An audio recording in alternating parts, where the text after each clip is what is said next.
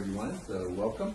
And to see you, we're going to be talking about innovations in age management, so 21st century breakthroughs in age management. I've been talking to some of you guys, so I picked up on some of the things that you'd like to hear tonight. We'll be covering all that. Just some details. There's water right there, restrooms in the back. We're on Facebook here, so these are Facebook guys. I'll be waving to them every once in a while. And yes, we'd like to hear about it. And criticize, the talk. Try to be nice. My wife reads these, so I want you guys to be careful what you say. And so I came upon age management or functional medicine or integrative medicine. I came upon it rather suddenly. Probably it was several years ago, and I looked in the mirror and I didn't like what I saw. I was getting fat. I weighed 138 pounds. I was getting bald, losing my hair. I was run down. As far as physically, I wasn't doing well. I would come home, sit on the couch. I didn't have any energy left at the end of the day. And I just wasn't feeling good. My doctor told me things were even worse. And he said that your labs are turning in bad. You're running high blood pressure. Your cholesterol is running up. And if you don't keep or stop going this way, you're going to have diabetes. My wife was even rougher than that. She told me I was turning into a curmudgeon. And when I finally looked that word up, I was like appalled. I was like, and I was that. I just wasn't myself. And I knew it. She suggested that I run some labs. I was running labs on guys, and I was finding out they had low testosterone. Some of the nutrients were bad, and some of their cardiovascular markers were bad off. And then we were helping them, but I wasn't helping myself. So I put myself in my own program. That was over 15 years ago, and now 72. Feel better than I did back then.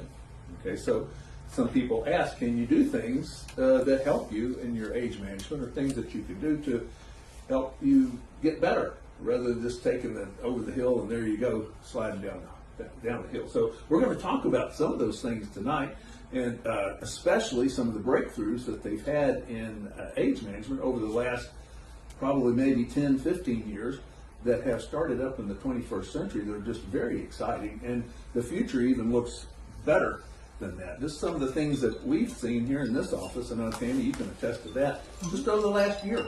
We're seeing more and more and more things that we can do for people and help them in prevention.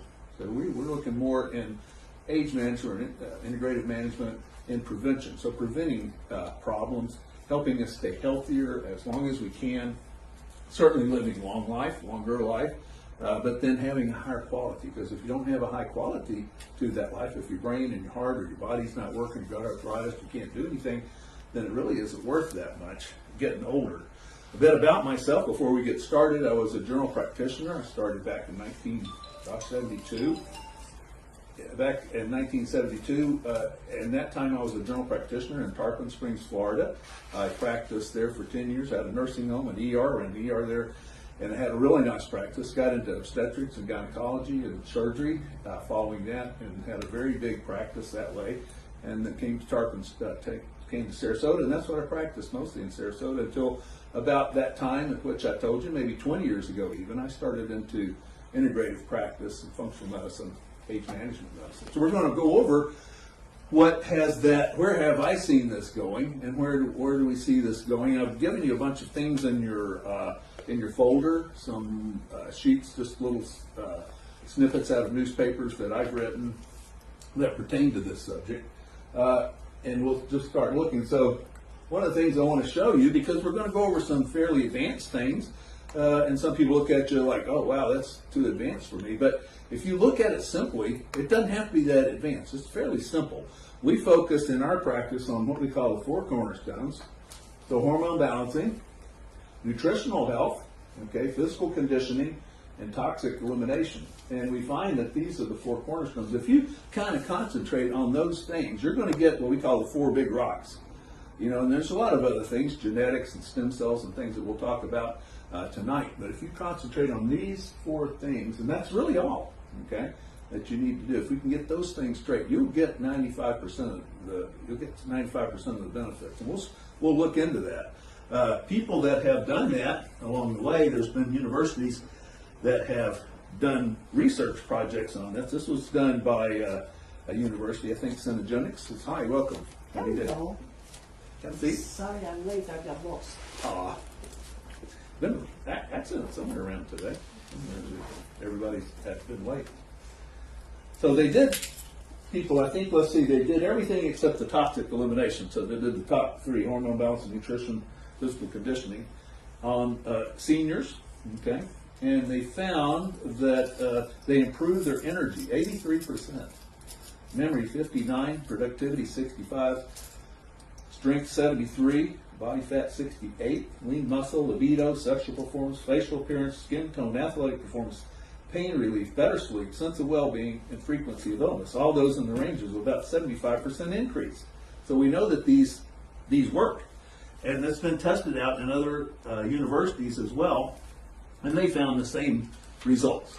So over and over and over, they've been testing these things. And this is what we do, we get to do, I guess you would say, every day in my office and help improve people's health. And that's what I did that time. At that time now, I said, that's been about 15 years, so now I weigh 205 pounds. I have way more energy than I had. Everything's working good. My wife doesn't call me a curmudgeon, at least in my face anymore, so I think that's an improvement. And I just feel better. Just having the energy when you get off the day to be able to do stuff is worth it. So essentially, I guess I got into my own program. We're going to look at anti-aging. What is that? Bad news, I guess, it's not about not dying. Okay, it's not even about not getting older. We will get older, but it is about staying healthier a longer period of time and avoiding some diseases and illnesses of health. Okay, managing your future health, and we'll look at what that means. Breakthrough in healthy aging, and then also future technologies we'll take a look at too. So let's look at how a disease process starts, and we can kind of get an idea of what this might mean. Here's a well person, feeling good, a lot of energy and vitality. Here's a sick person. We would suggest that they may have some conditions of, we would call these degenerative conditions of aging: cancer, heart disease, Alzheimer's, diabetes, arthritis, not feeling good. Quality of life poor. This man's in a nursing home. He doesn't really know who he is, okay, and has lost his memories. This is not a way to do. The trouble with most of our tests and the way that I learned to do medicine in medical school, I learned how to diagnose and treat a disease. And that is not a bad thing at all. People ask me, am I a holistic doctor? Am I a alternative doctor? I am not. I'm an integrative doctor. I take the best of both worlds, the best of the natural world and the best of the traditional world, and we try to put them together, okay? But for medicine, what we learned was how to diagnose and treat a disease. That's not really the whole picture, because once you have our diagnostic tests are designed to actually diagnose something. So you don't have a disease process until you can actually diagnose it. So by the time you get about 80% down the line, the traditional tests are not so sensitive to diagnose these conditions. So once you're here, you're a member of the club. Oh, you've got diabetes. Oh, you've got cancer. I'm sorry, you've got heart disease. I'm sorry, you're getting heart failure. You've got arthritis. What about trying to pick up these things before they happen? What about if we looked over here into this group, in this area right in here, on this timeline, before you get these conditions, and see, are there markers, leading indicators, some people would say, if you're in the finance world, leading indicators that would say, these are things that might show up. Maybe you have nutritional deficiencies. Maybe you have hormonal imbalances. Maybe your genetics are such that they're not quite right for what you're doing, your lifestyle. Maybe you could exercise more. Maybe you could eat better nutrition. What about if we did some of these things? Would we find that our health would turn out? And the answer is yes. Remember, we just looked at some surveys, some tests that have been done by many, many universities, and found out that yes, they could. So we now have, in integrative medicine, we now have the tools to detect some of these. We're going to look at some of these. Some of the tools that you've been given out when you came in, some of those tools we're going to take a look at. Don't worry, you don't have to know what they mean right now, but these are tools that we use as predictive. One of those for heart disease, one's for nutritional deficiencies. And we'll take a look at those. Let's look at aging. Okay, these are biomarkers And biomarkers can be divided into several things, well, actually two major ones, subjective and objective. And subjective would be how you feel. Remember when I said I wasn't feeling good? And my energy was down, sexuality was down, I just didn't have it, I didn't have any wind in myself. That's a subjective, okay? The doctor, when he ran tests and he found that my blood pressure was high and my cholesterol was high, those are objective testing. Those can all be, and these are biomarkers of aging, okay? And these biomarkers, there's actually hundreds of them that we can check. And so these biomarkers usually do better. This is the age line down here. They usually do better until we get up to here, okay? And then we start a slippery slide. We do better and better and better, and then we all of a sudden, what is this called? Over the what? Top. Over the hill. What'd you say, over the top? Who said over? That's good. Okay, so over the top, over the hill, right? And we can, it's interesting because everybody does that. We all reach that point in which we reach the peak and then we start a downward slope. But look at this. This is this is poor health right here. Look at this guy, hey, on the slippery slope. And then watch this line. You see that line in which he has a very long line of poor health. His quality of health is terrible. So is that bothering you? You can't see, can you? No, I think I might have a good view here. So that length of line that they have poor health is huge. And then they die, early? This is not way to go, all right? This would be average. Most of us reach a point around 82 or so. That's average, the death. And then we start in our 70s, possibly in having poor quality of health. Arthritis, heart something, blood pressure like I have. Things like this will start happening. This would be a good line, okay? We live really old here, and we don't have very long periods of time in which we have poor health. I've always told my wife, I said, I want to kind of, my ideal, and I don't really know because I know when I reach this point, I'd probably change it. I'd probably move the line up, but maybe at 100, let's say. Okay.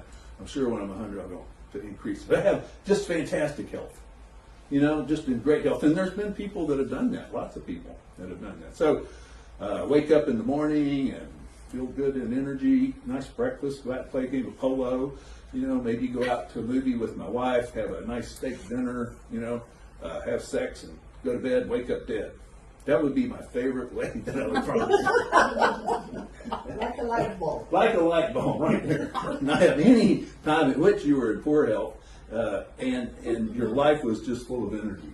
And there's people that do that. So we want to see how could we possibly do that. One of the questions that's asked is, can you take someone on an average line? And by the way, all of us in here are probably on about the average line, maybe some on the upper line.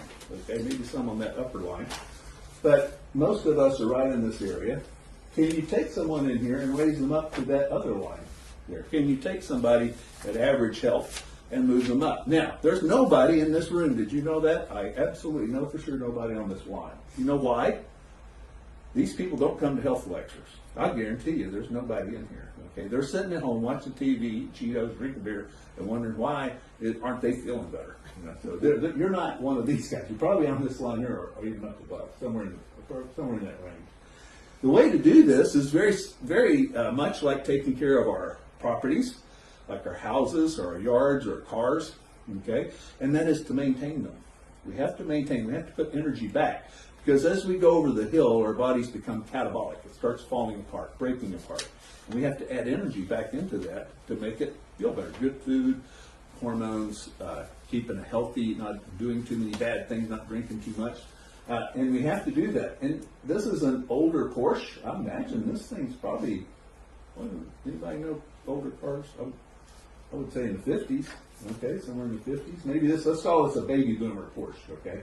This is a newer Porsche, doesn't require a lot of work. This guy requires a lot of work, maintenance, right? And it can run good. I would like to have that car right there. It can run good, keeping it up. If you didn't maintain it, it would start falling apart. Wheels would fall off of it, engine wouldn't run. It just wouldn't go well. And that's what happens to your body. If you keep it running, you keep this thing going, it is remarkable, some of these older cars, okay? This is what it looks like in pictures, okay? So we reach the top of the hill. And then we start down this slope, right? And you can tell a lot by looking at the age of these people. Look at this, okay? Who is that right there? Tina Turner, I'll tell you who that is. Okay, she's on stage. She's 75. This woman here is 74. She's actually needing partial care. Okay, so this woman here, now this woman now is 87. This is Lillian Vernon. Here she is at 85. She's running a Fortune 500 business at 85. This man that we just talked about is 84. So we can see the difference in that by just kind of by looking at our pictures. Who's this guy? This is Jack LaLanne. I'll put him up as one of the guys that I'm talking about. And this is Jack LaLanne doing a TV commercial at 95. Okay, he's doing an exercise commercial. He's 95 years old. Jack died at 97, and he died from pneumonia. And he had, I think he was 2-3 days sick, and that was it. He was going to swim that year for his birthday from LA to Santa Catalina. That is not your bathtub, guys. That's 27 miles of the ocean. He was going to swim that, and he would have probably done it had he not gotten that. So this is, I'll put him up as one of the marks. Now, one of the things that we talked about, with the exception of genetics and poor genetics, or possibly accidents and things such as things can happen that were totally out of our control, most or 85% of this is in our control. In our control as to what we do, the choices we make every day, how we run our lives. We're able to control this line right here. Okay, we'll go over some of that. Let's look at hormones. And hormones have made a big breakthrough in my era because I've used hormones for years, but I was using terrible ones. They were causing inflammation, they were causing cancer, they were causing heart disease, they were causing Alzheimer's. I mean, the worst of all. But breakthroughs came in about 10, 15 years ago in what they call natural bioidentical hormones, and we'll look at that, okay, the difference. But hormones are messengers that enter your body through the bloodstream. So all our glands make hormones. When we're younger, they make tons of hormones, okay? And when we're in our 20s and 30s, you're just really vibrant and full of them, okay? As we get older, our hormones kind of run down. Now, some people think, well, that's testosterone, right, for males, and estrogen for females. There's thousands of hormones. There's 200 brain hormones. There's thyroid hormones. There's pituitary hormones. There's adrenal hormones. There's hormones in your fat. Yes, there's gonadal hormone, but that's only a few of the hormones. There's thousands of hormones in your body, and all of them take a dive as we get older. Well, actually, that's good news because we can replace those hormones. We can actually do something, and as long as we're using natural hormones like our normal hormone or our normal glands we're producing, it gives us a benefit. So the hormones work by a lock and key principle. They go to a receptor site on the cell and they unlock that cell. And what this message that they're sending that cell is to make proteins and to help our body be healthier. So hormones turn on switches that regulate our overall health and well-being, and they're in charge of almost everything, how we feel, how we look, how we age. As I told you, the type of hormones that I was using were pharmaceutical types.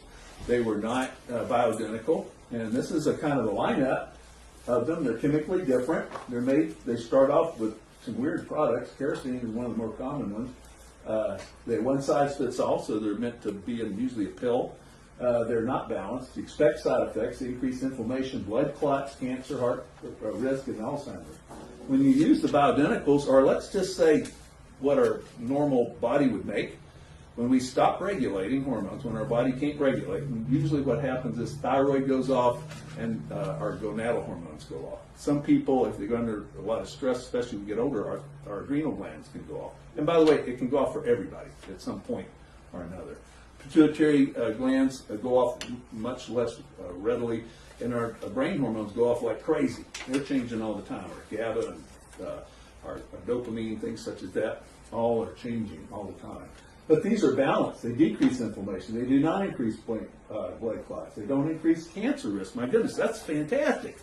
Because men used to get prostate cancer if we take testosterone. And I remember I told you about what happened to me. I went on natural testosterone back then.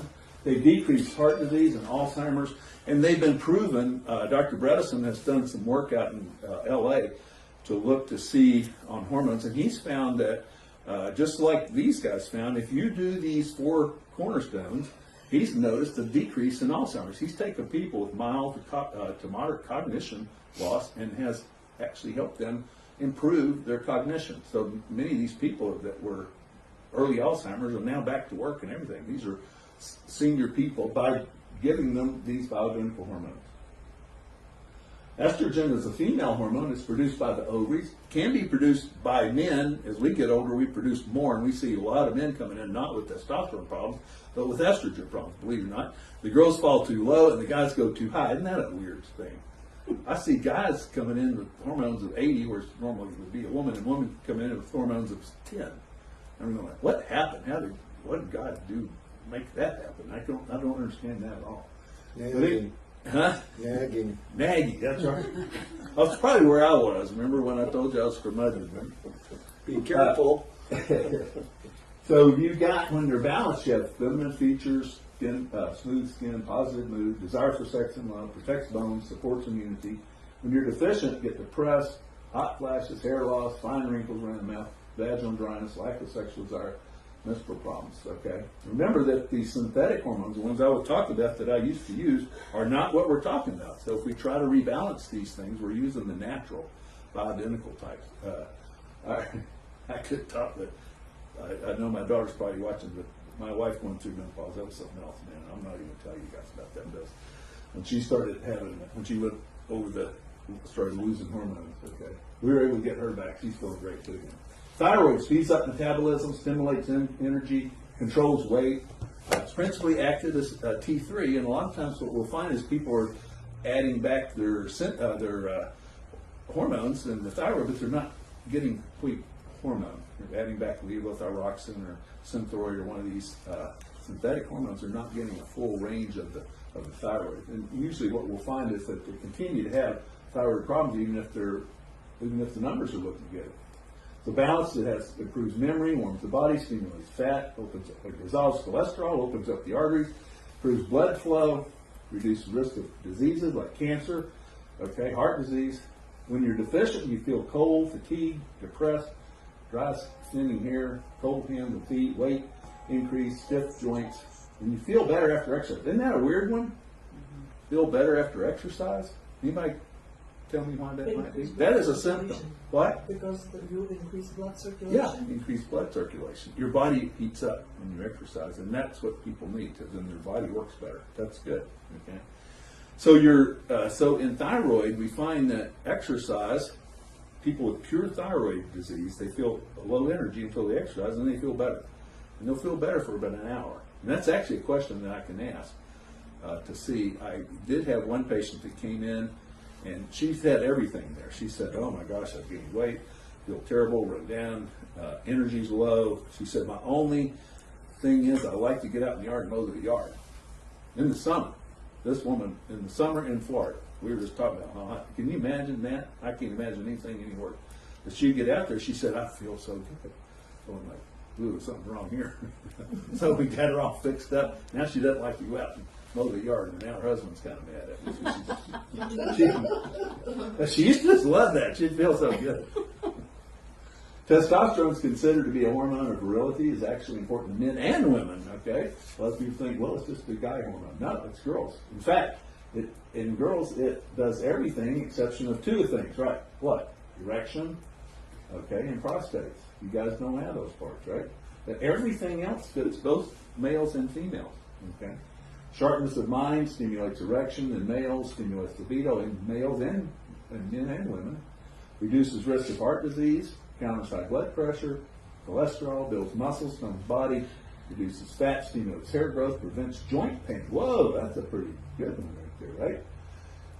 It's deficient, low sex desire, weakens erections, prostate gets thick and soft. We used to think the prostates got bigger because we give testosterone. We now found it's us old guys that get the testosterone, they get the prostates that grow. But when our hormones fall, that's when our prostates swell. So we get BPH. You get grumpy. By the way, that's what curmudgeon is, I believe. Depression and kind of grumpy and like that. Beard, belly, soft appearance around the hips, and even breasts. Okay, when testosterone falls. Growth hormone is necessary in childhood to help us grow. It's our most powerful anti-aging hormone.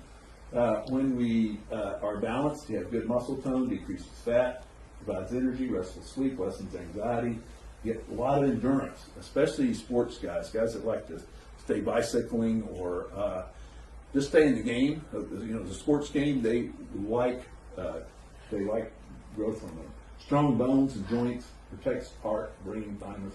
So immune system. If you are deficient, you get sagging skin, face, less muscles, extra weight, fatigue, anxiety, depression, low resistance to stress, feel incompetent. Now I started balancing my growth hormone several years ago. Is that called DHEA or no?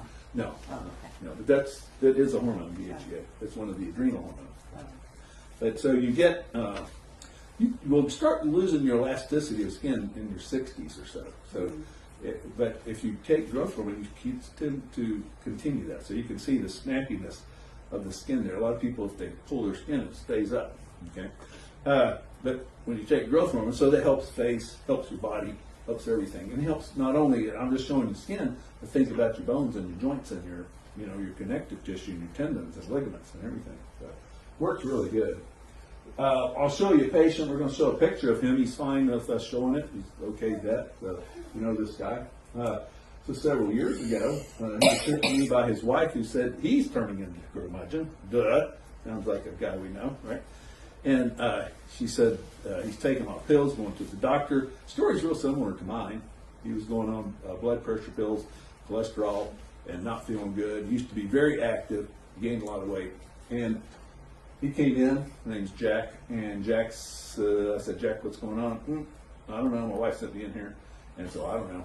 And so, we started talking, and he didn't like the way his life was going either. And he thought he was just getting older, nothing we could do. He was only in his 50s, early 50s. And I said, let's run some numbers. And we ran his hormone levels, okay? And we found out his hormones were in the dirt. They're terrible. Testosterone should be around 800 at least, 800 to 1,000. This was 156. Is that from blood tests that you ran? That's a those blood hormones? test, yeah. And you can run salivary, by the way. Okay. You run salivary and stuff. Insulin growth factors are low. That's a depiction of his growth hormone. Now, all we did with Jack was put him on testosterone. We just helped him with that. That's all. Okay. And this is Jack here. Okay. This is 5 months later. This is 50 pounds less. Okay. By the way, I do think he sold it in his stomach. He has taken a picture of himself in the mirror. That's why he's got that camera looking thing right there. This is Jack, and he stayed in excellent health. So one of the things, and he started doing stuff. Now, it wasn't just the hormone, okay? He got his chutzpah back. Jack got the wind back in the sails, and so he was able to do stuff. He was able to exercise. He got feeling better, and he started doing things around the house, and he got himself back. Along the way, what we can do is nutritional deficiencies. We can check for nutritional deficiencies. A couple of ways that we have. Pull out that flyer that's in one of the flyers. It's a fairly sophisticated looking thing. It's called Nutri-Eval. See this right here? Let's take a look at this. This is by Genova. This is one of our tests that we run. But this is called an amino acid test. This is a functional analysis test because it goes by actually metabolic processes. This studies the metabolic processes, hundreds of metabolic processes, and then it comes at conclusions about your body as to what you need. So this isn't just doing a blood test and saying, your B12 is high or low, or your vitamin D is high or low. This is actually checking to see if you need vitamin B12 or if you need D. And by the way, it checks for hundreds of different elements. It checks for toxins, it checks your fats, it checks your amino acids, it checks your minerals and vitamins, it checks for toxins. This is a wonderful test that we do in the office. So we can tell if a person is having inflammation from this test. We can tell if they're having nutritional deficiencies. This was a guy that came to me, and we did another type of nutritional evaluation on him called a Spectrox test. Spectrox measures about 100 different vitamins and minerals, and it checks it from a different angle. It checks it by your lymphocytes to see if they're reacting to the minerals or vitamins. And so it's checking the B vitamins, amino acids, these type of things. It's a different way of doing it. But the interesting thing about Spectrox is they tell you your immune system, if it's high or low. They check your oxidation levels. Anybody ever studied oxidation, free radical generation, or anything like that? So oxidation level tells us if we're rusting. That's actually kind of what it is. If you oxidize metal, it rusts, right? Expose it to water and air, it'll rust over a period of time. That is what happens inside our body, and we can measure that. This Spectrox test, see that little red dot? This is a guy, Ed, and Ed was having a lot of inflammatory changes, arthritis, prostate was swollen and inflamed. He was also run down on hormones, but we were able to take this guy, Ed, and we found out that this little dot was way down here. It should be up in this white spot. So Ed was rusting too quick. If you're rusting out, you are dying quicker. You are aging quicker than you should. You'll show it in your skin.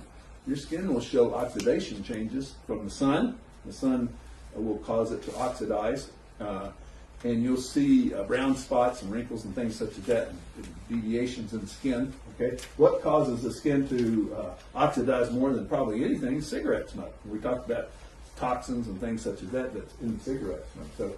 So we're able to check this dot, and what we want to do is over a period of time raise that up to here so you're not oxidizing, you're not rusting. And we can do that if we know what your levels are. And we found out in him it was the D, the zinc, and the B12, and we were able to get him back. Now we found that Ed could not eat B12. He was running low on B12 because his gastrointestinal system would not assimilate these vitamins from his food. That didn't matter what vitamin you gave him. You could give him, he could be taking a ton. He could take a bath, and B12, it wouldn't make him. It wouldn't raise his B12. We had to start giving Ed shots. Okay, we have to do this a lot. My wife actually needs to take shots. She doesn't assimilate her B vitamin. Feels so much better just on the B12. I mean, I can't tell you. She feels it. She can feel that energy in her body. And so people that have this condition will feel different. Toxins stockpile in our body. They steal our health. We're now able to run toxic levels on people. Used to be very, very hard to tell, okay, if you had toxins in your body. So now we can run these tests. 7 billion pounds of toxins are released into our environment. They end up in our water system, in our food, in our air. So if you eat, if you drink, if you breathe air, any of those 3 things, you're going to pull toxins into your body, and then you're going to have trouble yourself getting rid of them. If your body can't get rid of them through your normal mechanisms, which are your liver, your gastrointestinal system, your kidneys, your skin, then you're going to start having ill effects on them. Cancer, diabetes, arthritis, a lot of different things are number one. So a lot of these are pretty much environmental. What are environmental? Well, herbicides, pesticides are some of the ones, okay? Some of the ones we have seen lately are natural toxins. Name some natural toxins that we've been exposed to for about 3 months here in Sarasota. Red tide. Red tide, exactly. And what? We've seen illnesses, right? Some people get very sick from it. Most people have respiratory problems from it, but most people don't, and they don't like the smell. It's noxious. That's actually a natural biotoxin to some people genetically when they get into their system, and we see them in here. They act like they got MS. Their body just, they can't operate. And they have to pretty much leave town because everywhere they go, they're exposed to that. Electromagnetic radiation, self-induced. We just talked about one of them. What? Cigarette smoking, right? Too much alcohol. We find that moderate alcohol seems to be okay for us, but there is no limit to cigarette smoke. Food allergies. Food allergies are some foods that we eat sometimes will cause problems with us. We may be sensitive to gluten. It's the most common. Grains and gluten. Milk is probably the second most common that we find in our environment these days. So toxins are in our food. Witches are not the only ones that are giving us poison apples these days. So most apples are sprayed about 16 times before they end up on the shelves to keep us from getting poisons, keep it from rotting.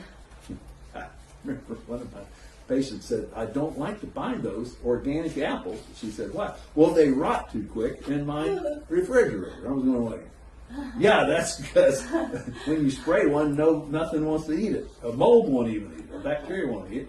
And they're like, she's going, yeah, well, I like them to last like 3 weeks or 4 weeks. I don't even know. Whatever they'll last. But the organic things don't last as long, right? Because they're pure. They don't have a lot of these pesticides and herbicides on them.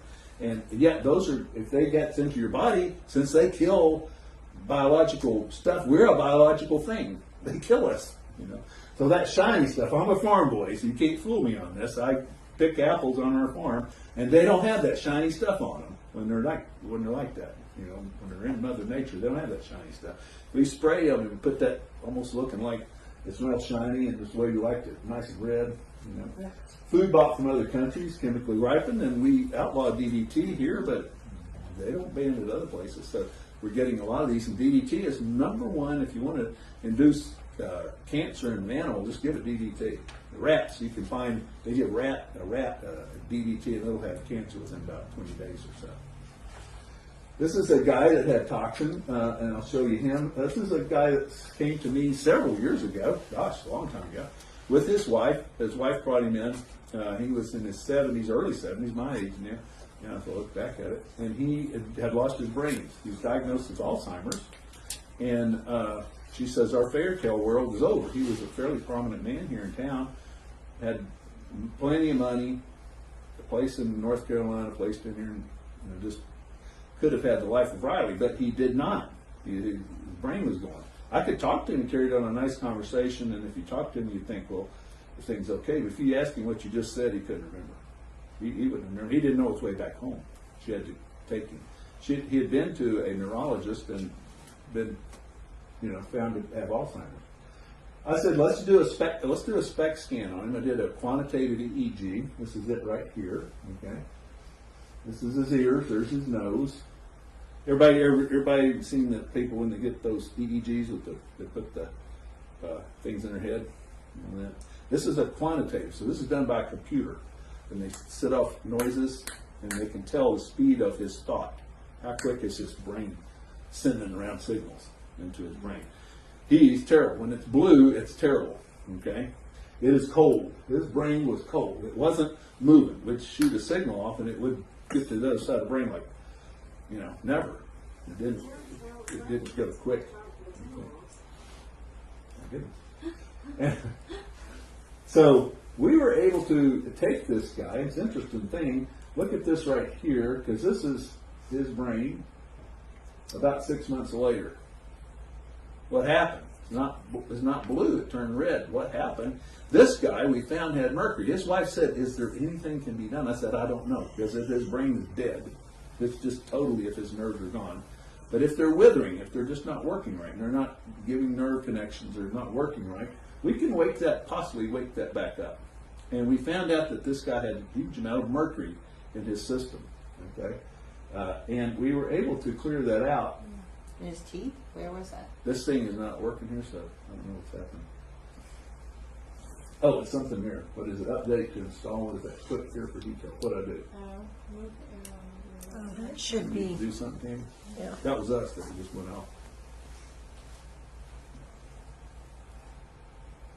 Yeah. That got us? Good. Not yet. Did your battery die? I don't think so, no. Can you click the thing here for me?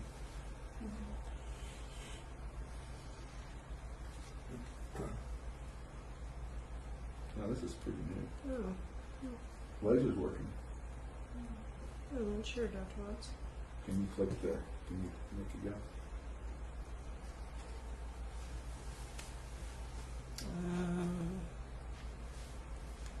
I'm not sure why it's frozen.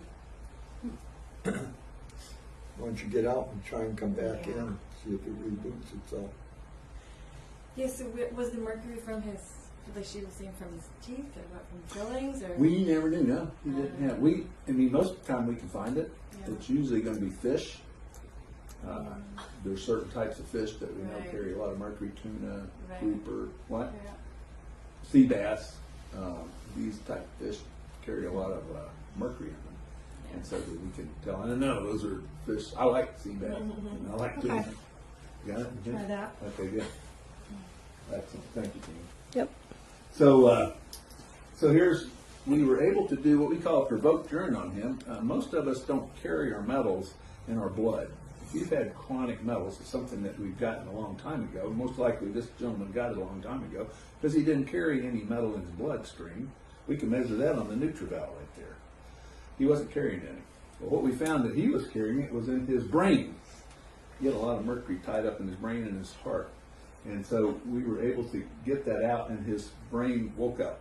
He literally did fine. Years and years and years. He's passed since. He passed from heart disease. But he had You normal can't brain. reverse. You can't stop Alzheimer's though, or reverse it, or Yeah. Yeah. You can't- We're going you into can't. that in just a second. Yes, that's just what Bredesen found. And I'll give you a book on that in just a second. But yes, you can. How did you detox the mercury? We did what we call chelation on them. Okay. We were able to do chelation. I think we used EMPS, chelating material that helps chelate, pulls out mercury. It's been used for 80 years or so. Yeah. It worked very well. Stem cells. What's the controversy in stem cells? What does everybody know what it is? In the United States, anyway. Outside the United States, they're using what they call fetal stem cells. So we are not, as a culture, we have decided not to kill babies, essentially, to get stem cells. So we don't do that. President Bush, when he was in, he gave us several stem cells that we could use, fetal stem cells, they call us. And these are pluripotential stem cells. They're to be used for experimental. Overseas or in other countries, especially in the island, you can get those type of stem cells. Okay, I have been down into Dominican Republic where they've used stem cells for regenerating brain tissue from stroke victims and such like that. And they do use fetal stem cells. I think aborted fetuses from Russia. That's where they were using it. The controversy is that, so we don't use that here in the U.S., but we do use certain types. We use autologous stem cells from our own cells.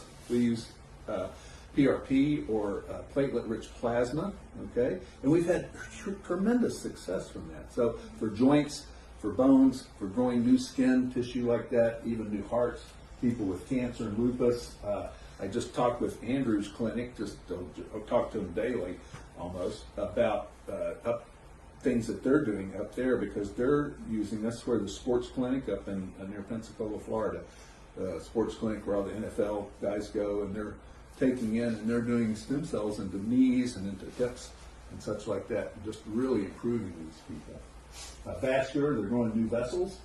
I've looked at diabetics that were going to be losing their legs, and they were able to inject stem cells in there and able to increase their vascularity. They didn't need to lose their leg, didn't need to cut their legs off, which happened to a buddy of mine. So, the human genome, okay, we have now been able to break through, and now they've tracked billions of genes in our body. We find that we're just a mass of genetic material that's being passed along to each of us. Some of these materials are good, some of these are bad. And we find good genes and sometimes bad genes that are passed along to us. We're going to look at some of these. And what we find is that we can actually change that gene expression. If we go, what? You can can't change the gene, okay, yet. But we can change gene expression. We can change the way that gene is turned on or off. We're going to look at that right now, okay? So gene testing is being done. Does anybody run 23andMe or one of those heredity.com or anything like that? I ran mine. Tammy, did you do yours? Did you? No. do? They're a lot of fun. Not yet. Tell you where you came from. And they have a medical program that you can run that actually tells you many of these genes that we're going to look at tonight. So you can see these genes. One of them's an Alzheimer's gene. You were asking about can you turn an Alzheimer's gene on or off? You can. Okay. This guy was 26 years old, retired male, always sharp, but concerned he started having memory loss. Lawyer, he was a lawyer. Worried about Alzheimer's. His mother and dad both had Alzheimer's. Duh. Okay. Now, some people, I was at church the other day, and they were talking. We went to a health lecture, and they were going like, I don't know if I'd want to do that Alzheimer's test because I don't want to know. Well, guess what? That's called a risk gene, not a determinant gene. A risk gene means you could get it or not get it. It's just whether the gene expression turns on or off. And this guy, he was starting to get it, right? He was getting memory loss. We ran his, he ran his ApoE4 allele, right here it is, ApoE4. That's a gene to tell an Alzheimer's gene, okay? And he had a methylation gene too. And that is another gene for Alzheimer's, unfortunately, okay? So both parents, he got a bad gene, and so he was pretty much at very high risk for getting early Alzheimer's. Already at 76, just having mild cognitive loss, he was probably doing pretty good. But we were able to take him, and we found out, I don't think that's on the next note, well, we found out that this gene does not turn on. This gene operates under if you are very inflamed. This gene is an inflammatory gene. It's meant to help protect our body from inflammation. It protects the brain by forming proteins in the brain. It forms apoproteins, Tau, and amyloid proteins in the brain, and those gum up the brain. So by affecting, trying to help our brain, it gums it up. Okay, but if you can remove the toxin, if you can remove the thing that's causing the brain to gum up, you can turn off that gene. We found out that this guy had mercury toxicity also. Guess what we did? We took out the mercury, turned off that gene. That gene was not operative. It could not, it had nothing that it had to do. It did not have to inflame the brain to try to protect it. So it was able to, we turned that off. That guy never had Alzheimer's. His memory did fine. He passed too. He passed from heart disease as well. Okay, several years later. Okay, but we were able to follow him for a long period of time. This is a 46-year-old female concerned about heart disease, hypertension. She had hypertension. He had increased homocysteine. Homocysteine is a marker for methylation. Okay, that's an inflammatory process in the body. Her father died from heart disease. Her mother has had several heart attacks. So she was a setup, right? We found out in her, both parents gave her a methylation gene, and not only that, they gave her an angiotensin gene. So made her almost a sure thing for hypertension, right? And she had it already, and she was getting ready to have heart disease. So here's an example of us finding a precursor to a disease, a genetic precursor to disease, and a marker that marks for that disease, and turning that off by learning her genetic markers and learning what do we need to do. And by the way, it's a nutrition. It's a nutritional product that turns that off. It's a methylated B12, methylated B6, and methylated B9 or folic acid. So we were able to give her those three products, and they turn this off, and we can check that marker. Guess how? By following homocysteine. Homocysteine fell in her, and that decreased her heart disease. Okay. We are able to know what a drug to use for her. Her blood pressure, she'd been trying different things, beta blockers and different things, and some diuretics to try to get her blood pressure down. And what we found was that since she had this angiotensin gene, we could give her an angiotensin blocker or an ACE inhibitor, and those would work fine on her. And we didn't have to guess at what medications to use. And she didn't need but a little bitty bit. So we were able to turn off the cardiovascular marker, get her to avoid that risk being turning on. Telomeres are, this has gotten a lot of press lately. People are trying to turn down or dial down the telomeres. Telomeres are, and this is colorized, this is a chromosome. Anybody ever remember studying that when you were in grammar school? Probably studied chromosomes, right? We have 23 chromosomes, right? And those chromosomes are how we divide and how all our cells divide, and out of our gametes, out of our parents' cell, we form us, and then we continue to divide, and then we form our own gametes out of that. But these little red spots on the end, see, are where the telomeres are. As the cell goes through divisions, it can only go through a certain number of divisions, somewhere in the range of a little over 40 divisions, before they start wearing out these telomeres. It happens at the end, very similar to when you were a kid. I think everybody did. Everybody had shoelaces when you were a kid, and you had the little plastic ends of them, and you tried to make. We tried to make them things last as long as we could, because in East Tennessee we didn't get too many shoelaces. They didn't. You just go out at Kmart and buy you new one. You had to wait a long time for Christmas to get you some new shoelaces. So we tried to make those last as long as we could. But once they got down to the end, the thing just started frazzling apart, right? Because it was done for. Well, that's what happens with our genes. They cannot take it if our telomeres shorten so much. And each time they go through division, they start shortening. So one of the things we're trying to do to keep us alive longer is to keep our telomeres. We're finding that telomeres are in heart disease, that there's enzymes that cause these things to not divide so quickly, to not fall off so quickly. And we can take telomere extended stem cells, so we can take stem cells, and we can, pluripotential stem cells, and we can give them, we can make them have longer life, and then inject them back into our cells. Okay? Make us actually have a longer life. Joint regeneration has gone through huge amounts of technology changes. My goodness, I have a new hip from Cleveland Clinic. the thing's going to last 30 years. That was unheard of. This was 2 years ago. Works great. I don't know. I don't have any problems with it. But the surgery is about 45 minutes now, and just like you're changing your socks. And so the way that we do this now, this was a guy that did not want surgery, didn't need it, but he was developing arthritis. 63-year-old professional, and did marathons, triathlons, had groin pain, back pain, hurt to walk. He was doing everything he could, but he couldn't do it. We were able to get him some PRP. We were able to get his own blood. We spun it down. I didn't do it. I had a colleague of mine do this and injected it back into that hip. Hip works fantastic. They're able to do that with knees. They regenerate arms, shoulders, things such as that. Torn rotator cuffs. We're getting if you'll look in there too, did they give you that thing on CKC Fitness? Yeah. Look in there, see if you have an article on that. We're doing here for our strength and conditioning. We do a CKC Fitness, which is closed kinetic chains. It's a new breakthrough in strength and conditioning, where you actually those exercises open your body up, or they break you up. Even your, and believe me, I like all exercises, bike riding, any sport, tennis, baseball, whatever.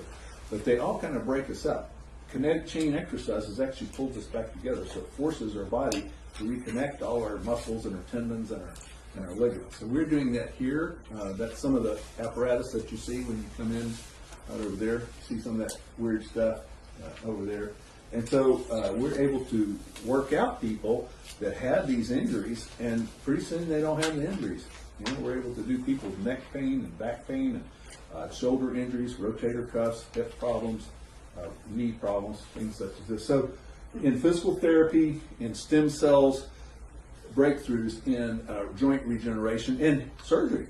My goodness, it's just getting fantastic. So we're able to do this. Cancer, we're able now to do early detection of cancer. And what that has let us do is to be able to avoid dying. Okay, breast cancer, for instance, is on the rise. When I started into medical school, it was about 1 in 25 women. By the time I got out of medical school, it was about 1 in 12, and right now it's 1 in 6. It's going to reach 1 in 3 for my grandchildren, my granddaughters, which is appalling. On the other side, we are finding that we are able to detect breast cancer much better. Okay. I always think we should be looking at why are we getting the increase, because our genetics haven't changed. So what is it that added to our environment that might be changing? Well, we already know that 7 billion pounds of toxins are added, and if we start looking there, we probably end up with a bunch of it.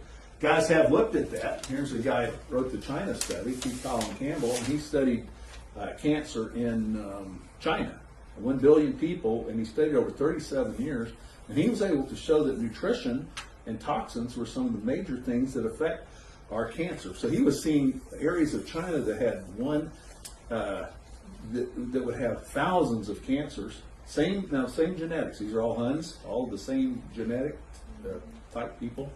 They would move to another area, and their risk of cancer would go up 1,000% just from moving into a new area of the country. So he was able to take a look. This is a really good book. Nutritional therapies. I always like, a lot of people come to me that have cancer, and they're not wanting, I always work with an oncologist, believe in that, or a cancer surgeon. I was a cancer surgeon at one time, and so I believe in those things. But doing natural strategies, so working with both the radiation if you need it, or the chemo if you need it, and the surgery if you need it, but natural strategies help your body immune system, and so you don't get the doggone cancer again, or so that you have the highest chances of killing it and the least chance of succumbing to the chemo. A lot of people get sick or die not from the cancer, they get sick or die from the chemo that they get. The bodies just can't take that amount. We're working with St. Jude's Hospital on that right now to try to see about getting more prevention in them. And so there's many ways now that we're seeing integrative ways, and we can turn off, we're working with turning off the cancer genes now. This is a cancer cell, by the way. Isn't that look just mean? Isn't that mean looking cell? Like some kind of crawly spider or something. This is the way they do it.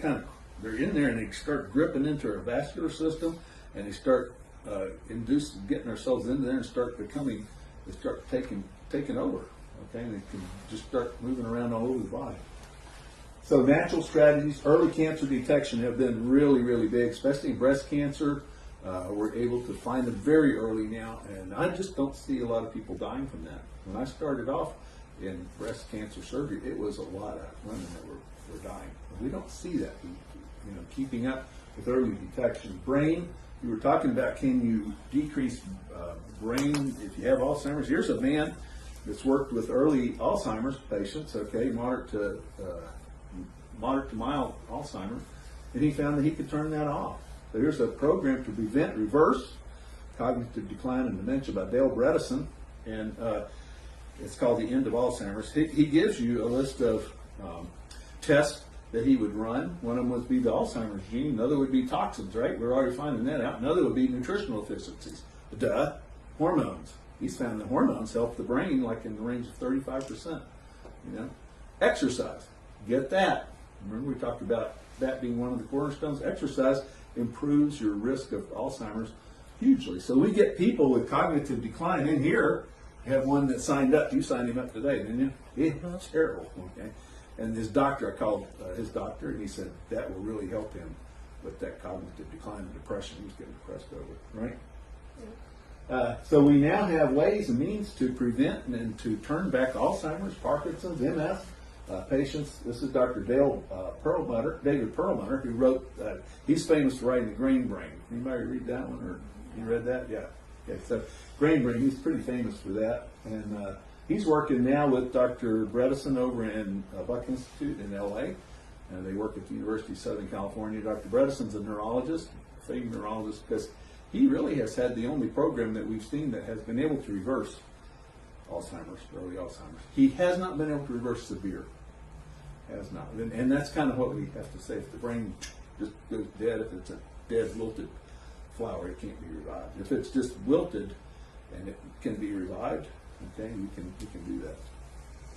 Early detection of heart disease. I gave you one of the things we're doing. This is the Cleveland Heart Lab. And there's all sorts of things now that we're doing. We can do CT scans. One of the things is that we've had EKG. We've had that for years. That was then when I was a young man.